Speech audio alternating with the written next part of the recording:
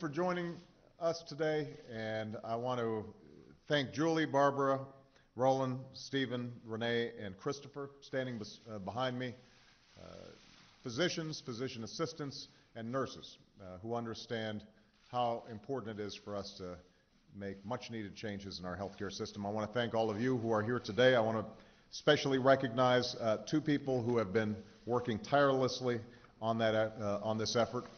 My Secretary of Health and Human Services, Kathleen Sebelius.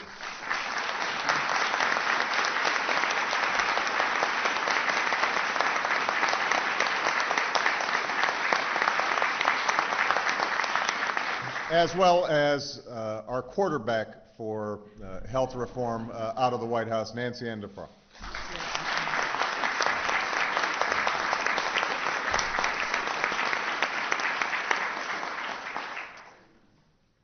We began our push to reform health insurance last March in this room with doctors and nurses who know the system best. And so it's fitting to be joined by all of you as we bring this journey to a close. Last Thursday, I spent 7 hours at a summit where Democrats and Republicans engaged in a public and very substantive discussion about health care. This meeting capped off a debate that began with a similar summit nearly 1 year ago. And since then, every idea has been put on the table. Every argument has been made. Everything there is to say about health care has been said, and just about everybody has said it. So now's the time to make a decision about how to finally reform health care so that it works, not just for the insurance companies, but for America's families and America's businesses. Now, where both sides say they agree is that the status quo is not working for the American people. Health insurance is becoming more expensive by the day. Families can't afford it, businesses can't afford it, the federal government can't afford it. Smaller businesses and individuals who don't get coverage at work are squeezed especially hard. And insurance companies freely ration health care based on who's sick and who's healthy, who can pay and who can't. That's the status quo. That's the system we have right now. Democrats and Republicans agree that this is a serious problem for America. And we agree that if we do nothing, if we throw up our hands and walk away, it's a problem that will only grow worse. Nobody disputes that. More Americans will lose their family's health insurance if they switch jobs or lose their job. More small businesses will be forced to choose between health care and hiring. More insurance companies will deny people coverage who have pre-existing conditions, or they'll drop people's coverage when they get sick and need it most. And the rising cost of Medicare and Medicaid will sink our government deeper and deeper and deeper into debt. On all of this, we agree. So the question is, what do we do about it? On one end of the spectrum, there are some who suggested scrapping our system of private insurance and replacing it with a government-run healthcare system. And though many other countries have such a system, in America, it would be neither practical nor realistic.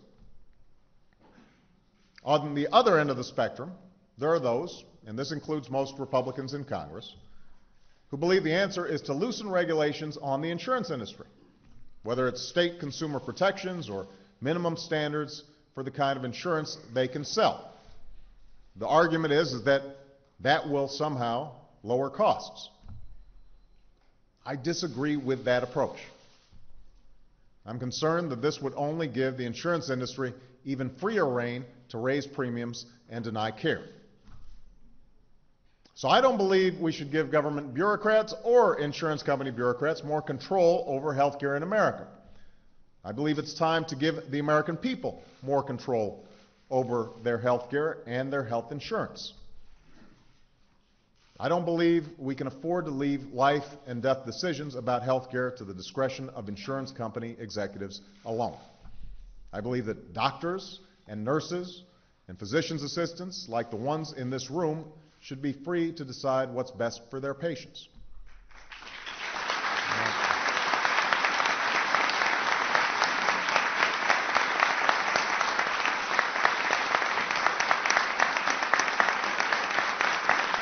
Now, the proposal I put forward gives Americans more control over their health insurance and their health care by holding insurance companies more accountable. It builds on the current system where most Americans get their health insurance from their employer.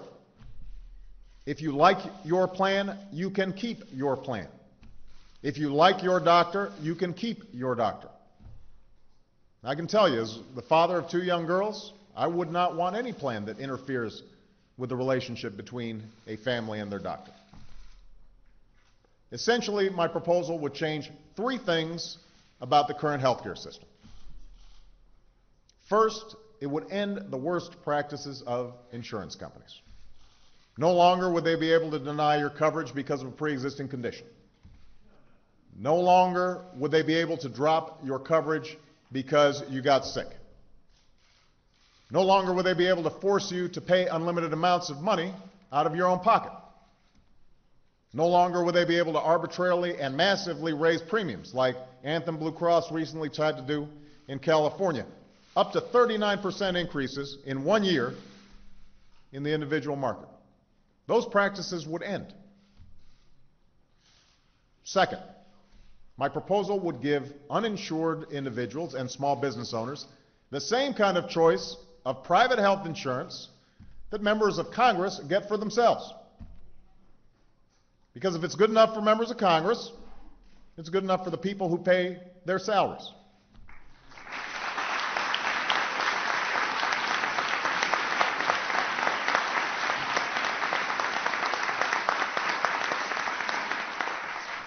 The reason federal employees get a good deal on health insurance is that we all participate in an insurance market where insurance companies give better coverage and better rates because they get more customers. It's an idea that many Republicans have embraced in the past, before politics intruded.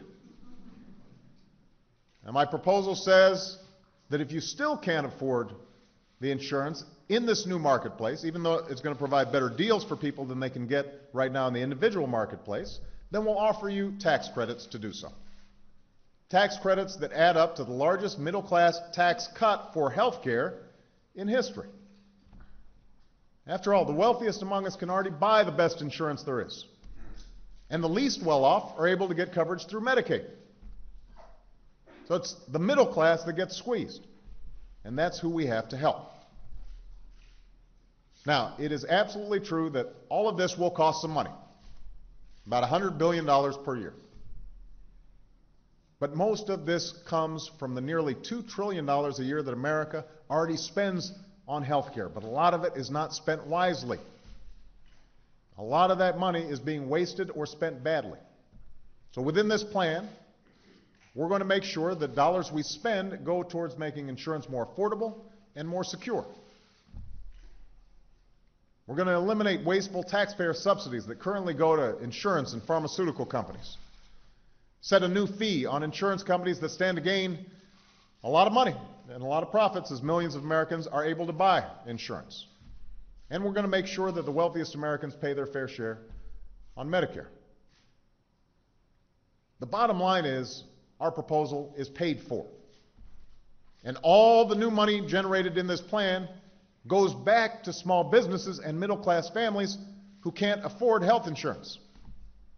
It would also lower prescription drug prices for seniors, and it would help train new doctors and nurses and physicians' assistants to provide care for American families.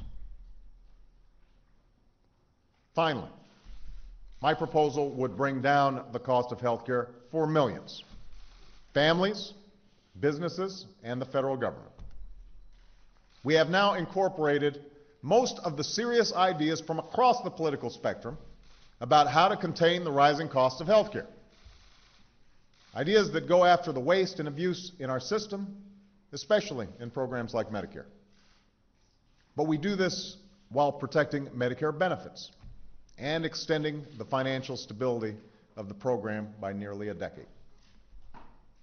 Our cost-cutting measures mirror most of the proposals in the current Senate bill, which reduces most people's premiums and brings down our deficit by up to $1 trillion over the next 2 decades. Brings down our deficit. Those aren't my numbers. Those are the savings determined by the Congressional Budget Office, which is the Washington acronym for the nonpartisan, independent referee of Congress in terms of how much stuff costs. So that's our proposal. This is where we've ended up. It's an approach that has been debated and changed, and I believe improved over the last year. It incorporates the best ideas from Democrats and Republicans, including some of the ideas that Republicans offered during the healthcare summit, like funding state grants on medical malpractice reform and curbing waste and fraud and abuse in the healthcare system. My proposal also gets rid of many of the provisions that had no place in healthcare reform, provisions that were more about winning individual votes in Congress than improving healthcare for all Americans. Now, despite all that we agree on, and all the Republican ideas we've incorporated, many, probably most, Republicans in Congress just have a fundamental disagreement over whether we should have more or less oversight of insurance companies. And if they truly believe that less regulation would lead to higher quality, more affordable health insurance, then they should vote against the proposal I've put forward. Now, some also believe that we should, instead of doing what I'm proposing, pursue a piecemeal approach to health insurance reform, where we tinker around the edges of this challenge for the next few years. Even those who acknowledge the problem of the uninsured say, we just can't afford to help them right now, which is why the Republican proposal only covers 3 million uninsured Americans, while we cover over 31 million. The problem with that approach is that unless everyone has access to affordable coverage, you can't prevent insurance companies from denying coverage based on pre-existing conditions. You can't limit the amount families are forced to pay out of their own pockets. The insurance reforms rest on everybody having access to coverage. And you also don't do anything about the fact that taxpayers currently end up subsidizing the uninsured when they're forced to go to the emergency room for care, to the tune of about $1,000 per family. You can't get those savings if those people are still going to the emergency room. So the fact is, health reform only works if you take care of all of these problems at once. Now, both during and after last week's summit, Republicans in Congress insisted that the only acceptable course on health care reform is to start over. But given these honest and substantial differences between the parties about the need to regulate the insurance industry and the need to help millions of middle-class families get insurance, I don't see how another year of negotiations would help. Moreover, the insurance companies aren't starting over. They're continuing to raise premiums and deny coverage as we speak. For us to start over now could simply lead to delay that could last for another decade or even more. The American people and the U.S. economy just can't wait that long. So, no matter which approach you favor, I believe the United States Congress owes the American people a final vote on health care reform.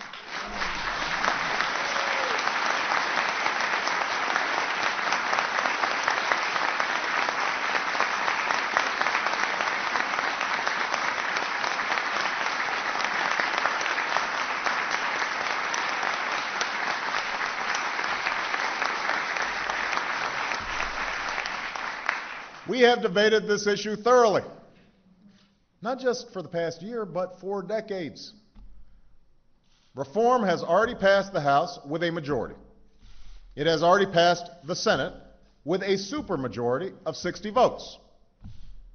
And now it deserves the same kind of up or down vote that was cast on welfare reform, that was cast on the Children's Health Insurance Program, that was used for COBRA, health coverage for the unemployed, and, by the way, for both Bush tax cuts, all of which had to pass Congress with nothing more than a simple majority. I have therefore asked leaders in both houses of Congress to finish their work and schedule a vote in the next few weeks. From now until then, I will do everything in my power to make the case for reform. And I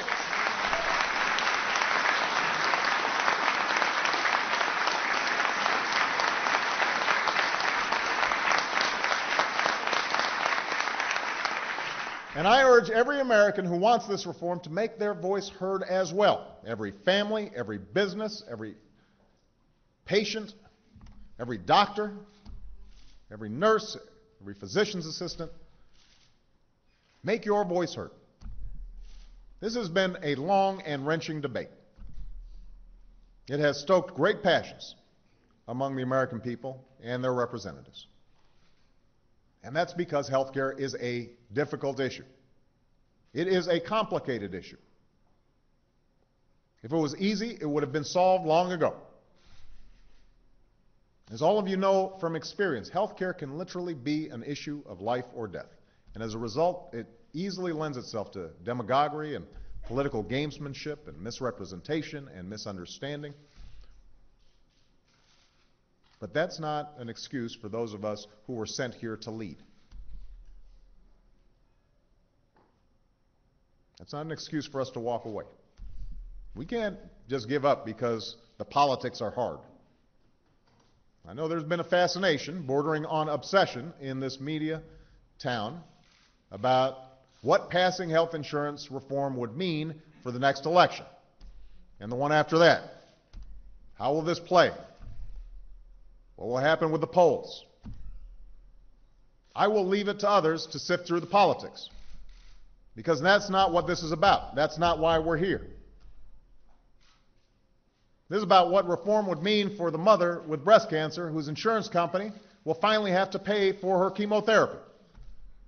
This is about what reform would mean for the small business owner who will no longer have to choose between hiring more workers or offering coverage to the employees she has. This is about what reform would mean for middle-class families who will be able to afford health insurance for the very first time in their lives and get a regular checkup once in a while and have some security about their children if they get sick.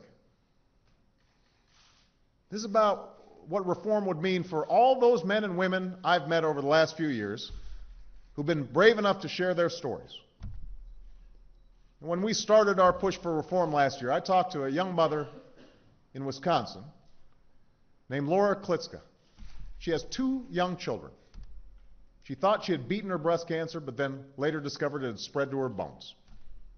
She and her husband were working and had insurance, but their medical bills still landed them in debt. And now she spends time worrying about that debt when all she wants to do is spend time with her children and focus on getting well. This should not happen in the United States of America. And it doesn't have to.